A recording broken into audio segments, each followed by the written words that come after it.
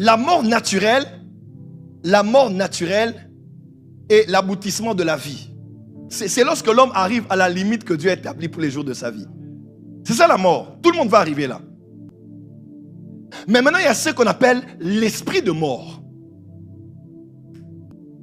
C'est une force spirituelle et démoniaque que Satan libère pour que tu ne meurs pas à la limite de ta vie, mais que tu meurs avant ton temps.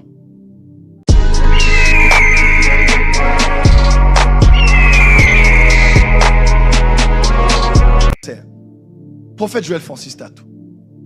Est-il possible à l'ennemi d'écouter la vie d'un chrétien? Oui. La mort naturelle est l'aboutissement de la vie. Et c'est la ligne d'arrivée. C'est lorsque l'homme arrive à la limite que Dieu a établie pour les jours de sa vie. C'est ça la mort. Tout le monde va arriver là. Mais maintenant, il y a ce qu'on appelle l'esprit de mort. L'esprit de mort maintenant, c'est une force spirituelle et démoniaque que Satan libère pour que tu ne meurs pas à la limite de ta vie, mais que tu meurs avant ton temps. Que tu ne jouisses que de la moitié de tes années, du quart de tes années, du trois quarts de tes années. N'oublie pas, ta mission est attachée au nombre de tes années sur la terre.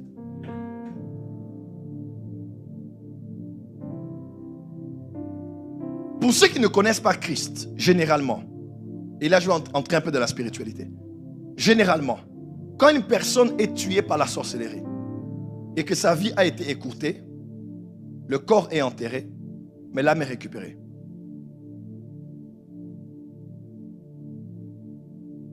Le reste des années que la personne avait à vivre sur la terre. Rappelez-vous, quand le riche est mort dans la parabole, on dit les anges vinrent et le prirent. Les anges viennent au jour du rendez-vous. Ouais. Quand tu meurs, les anges ont un rendez-vous avec une date. Quand quelqu'un meurt avant son temps, dans la famille qui ne connaît pas qui, la personne meurt, les anges ne sont pas là. Les esprits qui ont occasionné cette mort vont récupérer cette personne et vont commencer à utiliser cette personne. Si la personne est morte, pas seulement par l'esprit de mort, mais parce qu'on veut utiliser son âme, ou bien on a acheté son âme par la sorcellerie, on l'a accusé par les tribunaux de la nuit, on en parlera. Qu'est-ce qui se passe? On va prendre ton âme. Parce que quand l'être humain meurt, trois choses se passent. Premièrement, le corps retourne à la terre, Ecclésiaste le dit, l'esprit retourne à Dieu. Donc l'esprit de chaque être humain, païen ou chrétien, retourne à Dieu, parce que c'est la partie que Dieu avait mis dans l'homme. Sauvé ou pas, Dieu récupère sa partie. Mais la partie qui continue le voyage, c'est l'âme. Dans l'Apocalypse, on parle des marchands d'âme, pas des marchands d'esprit. Des fois, on utilise esprit, l'esprit de l'homme, l'esprit d'un mort, mais en vrai, c'est l'âme. C'est l'âme. Et l'âme peut être utilisée dans le monde spirituel. Vous allez voir, la personne, vous dormez, vous réveillez, la personne est dans un champ en train de labourer. Quelque part, on est en train de le frapper. Une personne est quelque part perdue dans une prison, elle ne sait pas comment s'en sortir. C'est la vérité. Les personnes vont prendre l'âme et vont utiliser cette âme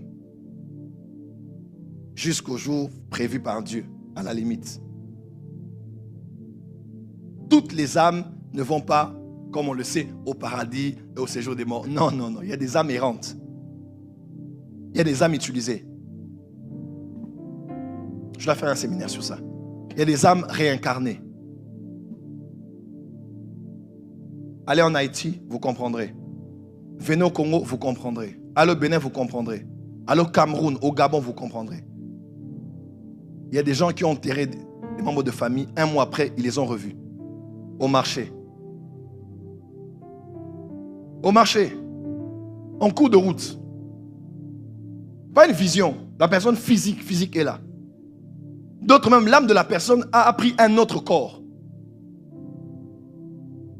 Chez nous au Congo, par exemple, dans un coin qu'on appelle le Congo central, quelqu'un, lorsque une personne dans un village veut mourir, comme c'est un lieu où il y a des cimenteries, n'est-ce pas?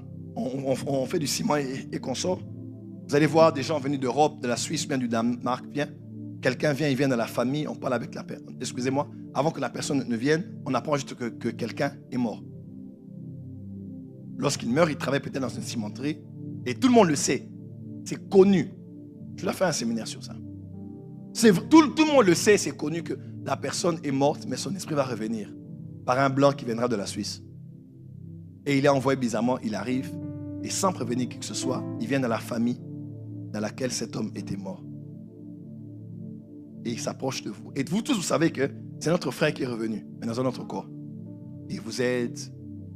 Par coïncidence, il est avec vous au travail. Et vous-même, vous ne vous posez pas de questions. Vous savez que c'est votre frère qui est revenu par le corps de quelqu'un d'autre. Une fois, j'ai même entendu quelque chose, mais je ne peux pas dire ça du haut de la chair. Parce que ça va paraître trop bizarre. Je préfère... Quand on finira le live, vous allez me poser la question, je vais vous expliquer. Ouais. La dimension de l'être immatériel, c'est les dimensions mystérieuses. Et les esprits de mort font tout pour écourter les années de ta vie. Frère, tu ne dois pas mourir avant ton temps. Et ce soir, nos prières vont se diriger dans cette direction-là. Toute chose qui peut venir tuer ta destinée avant ton temps, qui vient par une maladie, par un accident, par un empoisonnement. Peut-être vous n'avez jamais vécu ça, nous on a vécu ça. Je donne souvent les témoignages. J'ai perdu en 4 ans 3 de mes frères. 3 de mes frères, mes grands frères, on a grandi ensemble, tatou, comme moi, même sang. Mes grands frères sont morts sous mes yeux. On a tous été au Bénin, nous on est revenus à Kinshasa, eux ils étaient au Bénin. Le premier qui meurt, c'était Jean-Philippe. Il meurt. On a pleuré, jeune. Un jeune homme, un bel homme. Après, un autre de mes frères meurt, Joe. J'ai dit non, c'est pas possible. Et le troisième, c'était Didier. À la fin, il me dit, Francis, tu dois me baptiser. Il avait de maladie dans son corps. Je ne m'en suis jamais remis jusqu'à aujourd'hui. Là, quand on parle de la mort, je n'aime pas la mort. Je n'aime pas, je n'aime pas la mort. Donc, surtout les morts prématurés, là, je ne supporte pas ça. Parce que je devais prêcher durant cette période-là. Et les gens disaient, mais comment il est prophète, il n'a pas vu cela venir. Comment il est prophète, Dieu l'a utilisé pour les autres familles, mais Dieu ne l'utilise pas pour sa propre famille. Et quand mon frère, là, je l'ai baptisé, il est mort, on allait au cimetière, on l'a enterré. 3e fois, on retourne au même endroit. On a enterré un ici, l'autre là-bas, l'autre de l'autre côté. Je dis non, parce que c'était pratiquement dans le même quartier au cimetière. Je dis non. J'ai pris le sable du cimetière. J'ai dit, plus jamais je vais revenir ici pour enterrer un membre de ma famille et qui va mourir avant son temps. Plus jamais. J'ai parlé à la terre. J'ai fait intervenir mes alliances. J'ai dit, plus jamais. Si je pleurais, je me compte. Maintenant, c'est fini. Il n'y a plus personne qui meurt et qui s'en va ici. Tant que tu ne t'élèves pas dans la prière, on va continuer à bouffer les gens dans ta famille. On va continuer à bouffer tes enfants. Première fausse couche, on peut encore comprendre. Mais 3, 4, 5, 6, non, il faut se fâcher. Il faut se fâcher. Tu dis non et non et non. Tu parles. Ne sois pas en train de pleurer, d'invoquer Dieu. Utilise ton droit en tant qu'enfant de Dieu comme serviteur et mets fin à ces choses. Dis avec moi, je suis un esprit dans un corps pour faire la volonté de Dieu. Parenthèse et je termine, on va prier. C'est ainsi que tu dois traiter différemment ton corps. Quand tu comprends que ton corps est d'abord et avant tout pour la volonté de Dieu, tu ne laisseras pas ton corps faire autre chose que la volonté de Dieu.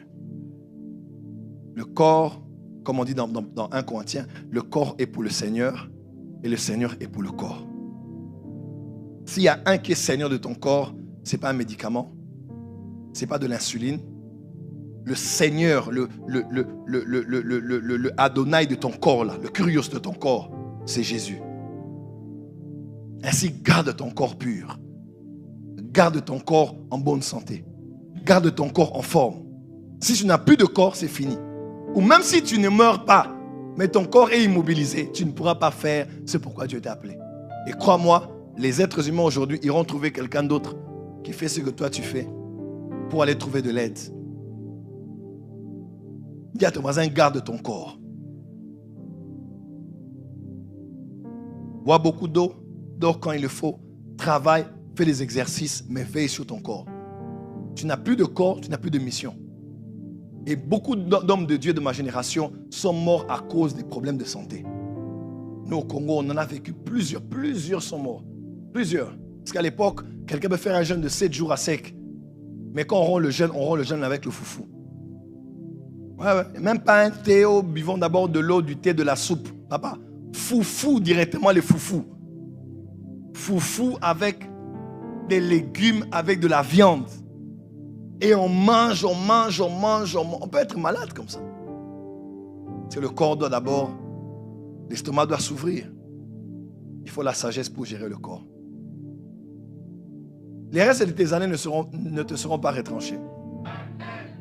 Tu vivras et tu accompliras pleinement ce pourquoi Dieu t'a appelé durant le temps que Dieu t'a donné. Que Dieu bénisse cette exhortation. Lève-toi avec moi, on va prier.